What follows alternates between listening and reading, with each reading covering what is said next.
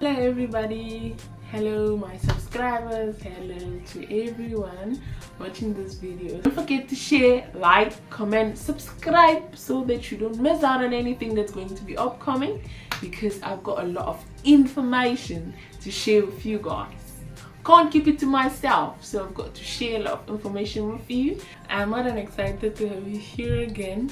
And if it's your first time, please don't forget to click the subscribe button and turn on the notification bell so that you don't get to miss out on anything that I'm going to be uploading. So if you've been my subscriber or someone that's been consistent on my channel, you'll notice that for quite some time now I was kind of busy with cooking videos and traveling, stuff like that. That's because it was holiday, and you know, when you stayed home you get to cook so much. So that was all about my holiday, traveling to Rwanda and back. And you know, I also uploaded videos about my visit in Rwanda. So thank you so much for you that have been supporting me so much from the beginning. We're getting somewhere. Thank you to all my 681 lovely, wonderful, demure, respectful subscribers. I am so happy that you guys are walking through this path with me. Okay, so this video is gonna be titled "How Did We Get Here?" There are so many things that I want to talk about in this video, but I'm gonna make it brief enough so that the video doesn't get too long. How did we get here simply means that someone is surprised that they accomplished something they thought was difficult, or just a matter of time that's passing so fast. And you started your first year, now you're in your final year, and you're like, yo, how did we get here? How did I get here this fast? Before you know it, you're gonna also be done with final year and you need to go into something different, right? So how did we get here? Life is a journey that's not easy, a journey that cannot be defined with a specific purpose, because you start from somewhere, you find yourself doing so many other things along the way before you get to your destination. So this is the point. When we're growing up as kids, we used to say, okay, I want to be a doctor, I want to be a pilot. When I grow up, I want to be an engineer. But along the line, when you grow, some people, their dreams start changing, and eventually, even before you get to your university, you're now looking into something else. And some other people do get into something, venture into something that they did not plan to do. And if you do not have planning in your life, you can't plan, you can't set goals, you're gonna touch this, touch that, touch this, and at the end of it all, you're not gonna see anything to evaluate. Do you understand? So you must be accountable for your own life, for the things that you want to do. Set goals, do planning, and evaluate your plans and your goals to see if you did achieve that, or you need to re-strategize and put more effort in what you were doing before so that you can achieve your goals.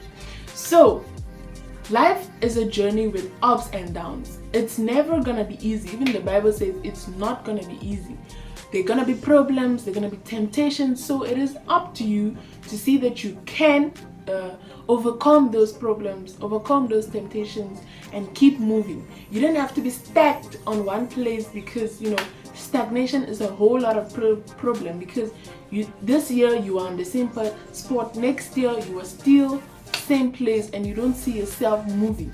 You keep turning around in the same circle for years, and it's not doing any good.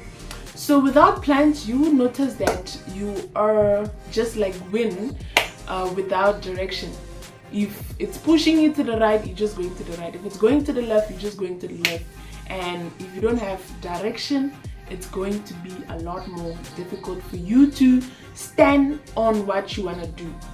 If you don't have direction, for example, if you're with friends, if you're not that kind of person that can say no and stand to it, it's not gonna work. Because for example, as a student, you've got friends that maybe want to party, maybe want to go out, maybe want to chill, and if they ask you, hey Blanche, do you think or can you join us on Saturday at 2 p.m. we're going to go to Rift City.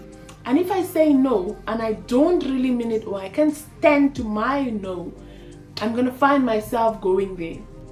Maybe there's gonna be something hindering me, maybe money, or you get. But if I don't make up my mind, when I say no, I'm gonna find myself going there.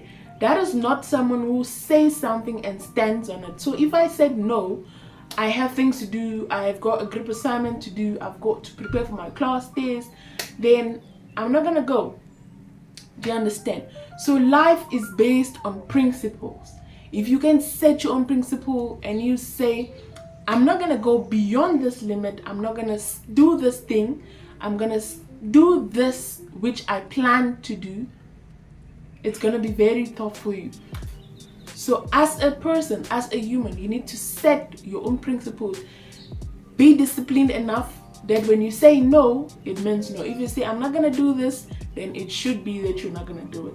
Don't be that kind of person that says something and then they go back to their words. Sometimes later on, people are not gonna take you serious because you can say no now, and later 2, 3, 5 minutes later, you're gonna say yes.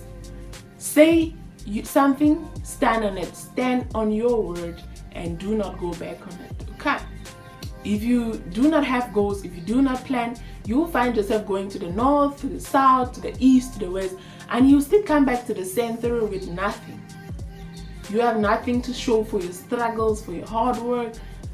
You didn't set goals. And that's why so many people, even workers or students, when you get money, in less than no time, you can't say what exactly happened to the money. It's finished, but you can't give an account of what you did with the money. You can't give an evaluation of what you did with the money.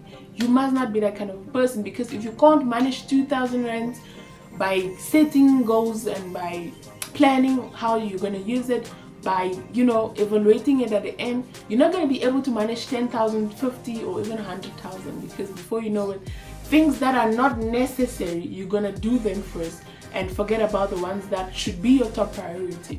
And in economics, we talk of scale of preference. The most important things at the top and the least important things at the bottom. So you start taking them from the top. So the top means that they're your top priority. You must first start doing those things first. Start ticking them first before you get to the bottom. And again, we talk of opportunity cost, the next best alternative, forgone in order to satisfy human wants. You must not always do everything at the same time. Sometimes you're going to make a choice and say, okay, let me do this for now because I think this is what is important. Then I'm going to leave that one because it can always wait for later. Do you understand? You can't do everything at the same time. You've got to prioritize, you've got to scale of preference them, you've got to do opportunity cost, and then you can evaluate everything that you've done. Give an account of your spendings at the end of the day. And that's life, principles of life. Okay, so what is labor? Because when I say you labor in vain, you go to the north, to the south, to the east, to the west, and you still come back to the center with nothing to show for your hard work, for your labor. So you must be able to know that if I can do this, I know that I'm getting something in return. We call it reward. What is the reward for labor? Salary. So if you're laboring, it means that you're working so that someone can pay you. If you're working for yourself, you know that what am I going to get in return for this thing? If I'm putting in 5,000 into this business, I know what is going to be my return, my reward, my return on investment for that 5,000. So that you don't labor in vain. So many people just venture into business, venture into this. They go to the south, to the east, and they still cannot show any progress. You start today, tomorrow it's down to the floor. You start another one next week, it's down to the floor, and you keep being the same person, doing the same thing over and over and over, and you don't move. You stay on the same place. So this is it. You have to make a decision and stand by it. If you say, okay, I want to start a business, you know the structure of starting a business from scratch, or you're joining with someone, partnership, or sole proprietor, just a business that, it's out of convenience, or a business that's out of an opportunity, you must be able to stand by a decision. So I'm going to come into students now. If you want to put it in the dimension of workers, it's still gonna be good, But now let's talk about students. So as someone who is still in primary school, secondary school, and you have plans of studying or furthering your studies, maybe university or college or a diploma in some fields of study, it is very essential that you pay attention. You do research, proper research of what you want to venture into in the nearest future, because before you know it, time doesn't wait for nobody. Time waits for nobody. Okay, so this is it. Before you want to venture into furthering your studies, you need to be able to do research. So many students, when they get to varsity, they struggle too much because they did not do research, and now you find them switching courses over and over and over, even for 5, 6, 7, 8 years. You find someone still doing an undergrad degree because they get to their second year in Bachelor of Psychology, and they're like, no, I don't think I'm gonna get a job with psychology. Now they want to switch. You switch back to another course. Maybe now you're doing a Bachelor in Physical Science. I don't know if that's possible. Yeah. And you get to your second year, you're like, what am I gonna do with Physical Science when I get a degree? Now you want to switch to education because you want to be. So you must be someone that has done research so that you know what exactly you're venturing into.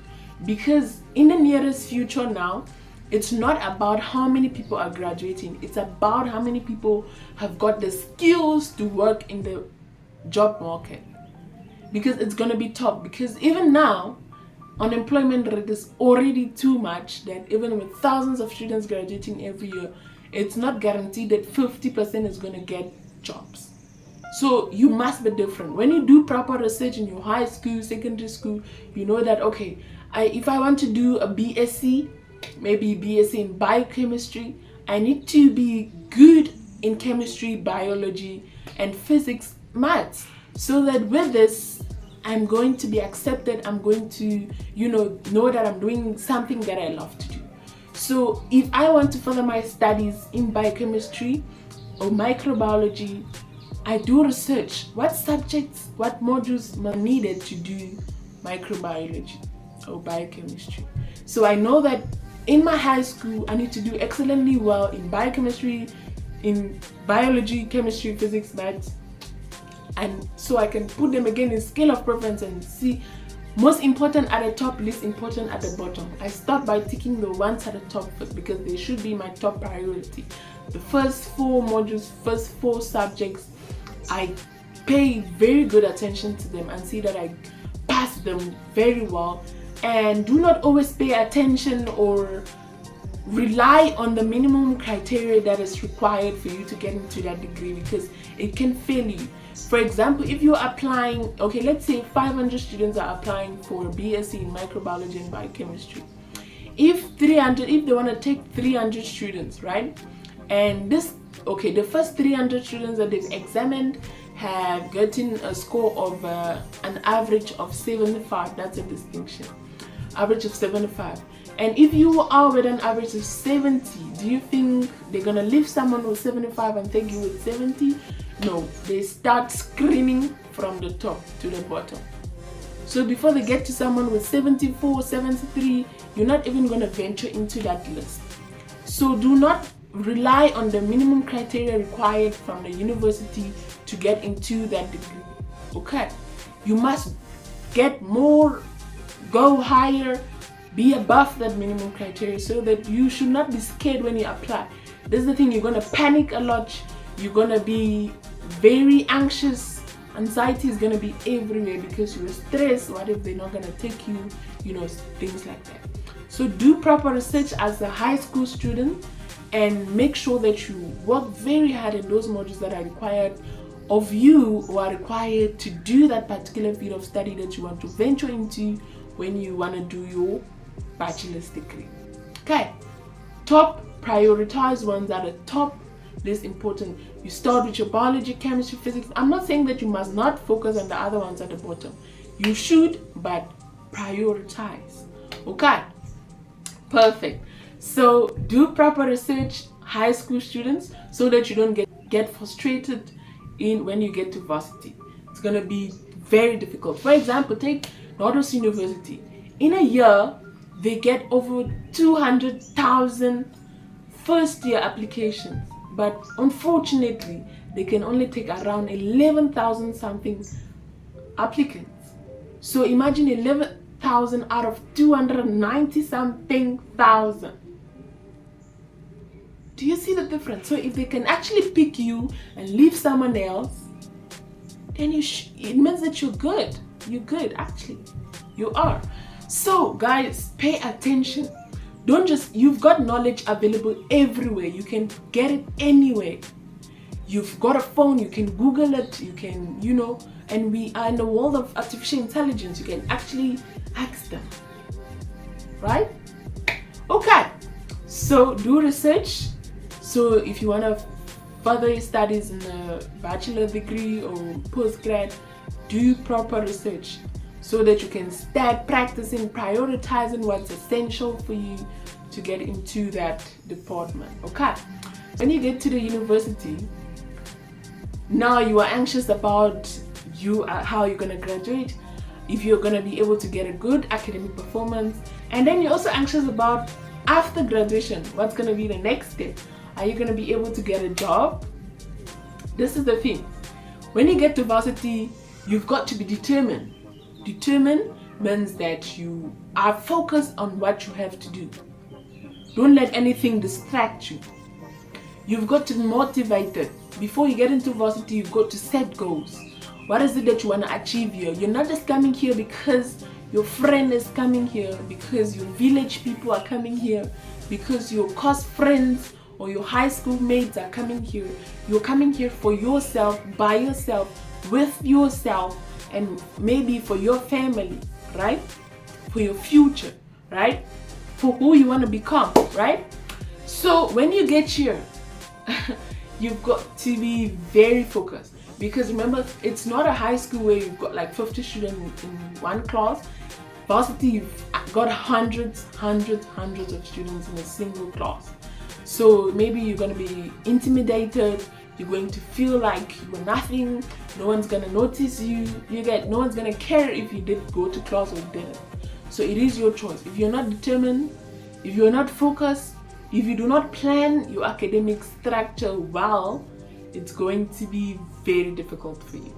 Planning is very essential. You've got to manage your time properly, because it's not easy. We know that the workload is overwhelming, especially when you get to your first year. Now you're going to do 7-8 modules in a semester. You've got class tests, online tests, group assignments. It's a lot of work, it's pressure. So they're trying to develop you and make you grow, and so that you can start preparing for that job environment, working environment. You get the point. So when you get to varsity, determination is very important. Focus is very important. You've got to work extra hard, harder than you worked in secondary school, higher than you worked in high school, because a lot of work needs more attention, needs more hard work, needs more motivation to keep it going, because sometimes you're gonna feel like you're tired, but you gotta keep it moving. You've got to be consistent in what you're doing, because sometimes you can run out of energy, but you have to keep it going. You can rest enough, and you come back to it, because you can't live it. You've got to prioritize, you've got to plan, you've got to set goals, and you have to be focused. Don't let anything distract you from your goals. Keep your eyes on the ball. Don't get your eyes off the ball, okay?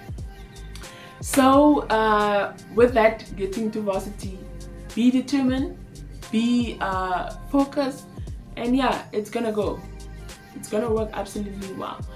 And then when you start getting to your second year, third year, you're thinking of graduating, you actually need to start working from first year. Don't say, okay, because if you want to venture into postgrad, you only look at your results for your final year. No, I'm gonna work harder in my final year. Why don't you start working from your first year? It's gonna make a lot more difference, because sometimes maybe when you want to get a job or you want to get a scholarship, maybe they've got to combine all your academic performance from first year up to when you graduate or you get your degree. Even if you do better, like the best in your last year, maybe your results of first, second year are gonna bring you back. Do you understand? So start working from your first year. Don't say no, I'm gonna do. No, start. When you think about it, do it. That's one thing that I say. When you think about it, do it. When you think about that class test, you need to study, start studying. When you think about that class test, you need to study, start studying. Don't procrastinate. That's one thing that's killing a lot of students. I'm gonna do it tomorrow, I'm gonna do it at 7, I'm gonna do it at 9, I'm gonna do it at night. Before you know it, it's the next day. Time waits for nobody.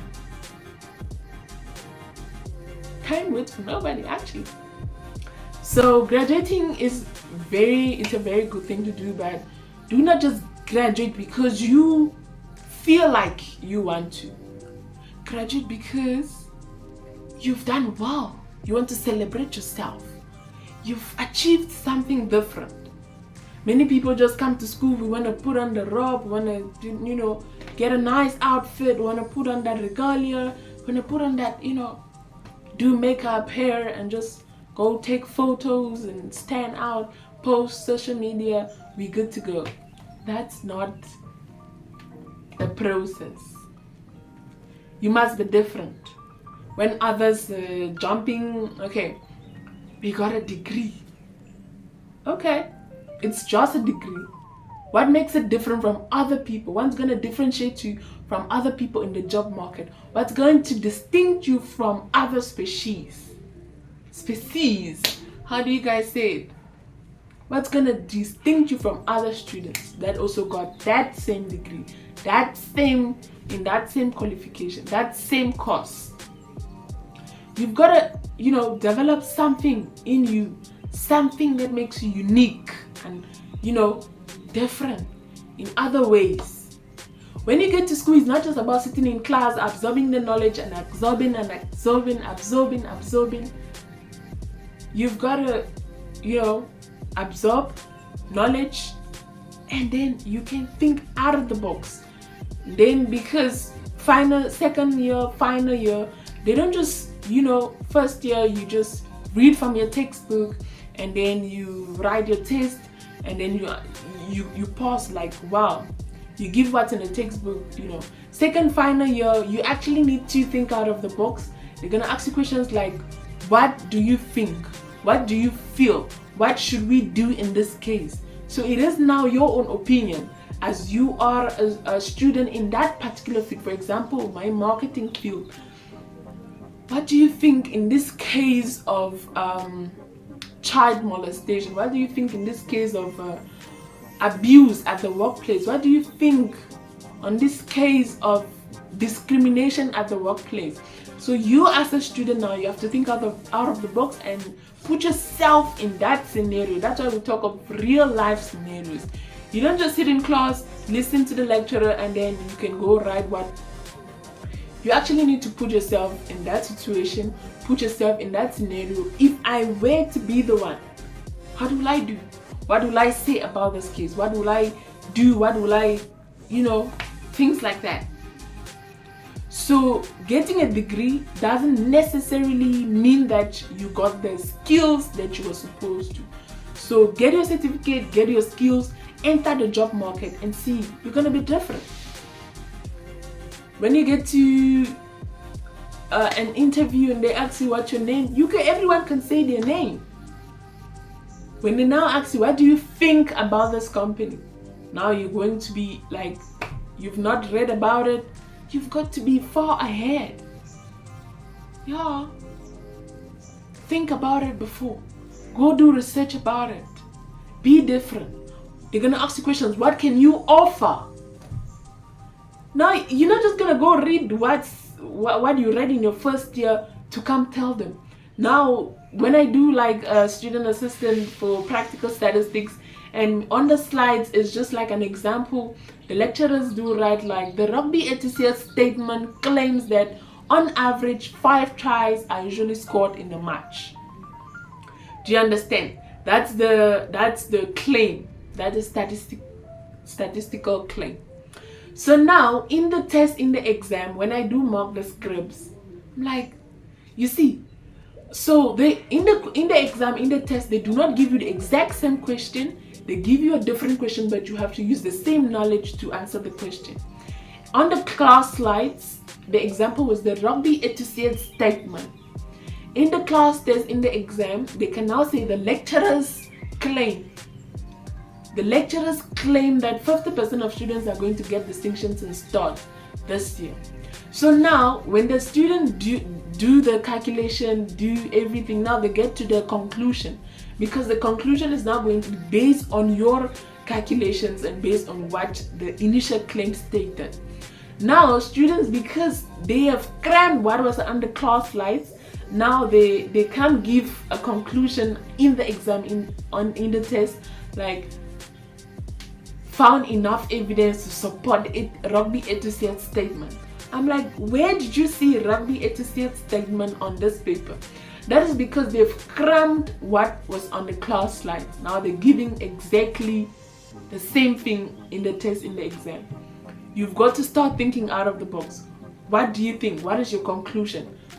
Found enough evidence to support the initial claim that's given on the question. Not something that you saw in class. Not something that you've crammed. University doesn't teach you to cram things. That's primary school. Okay? So you've got to start thinking. I found enough evidence to support the lecturer's claim.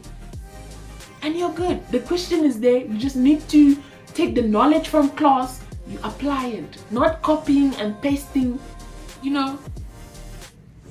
So when I saw some of my students, I was like, you need to pay attention.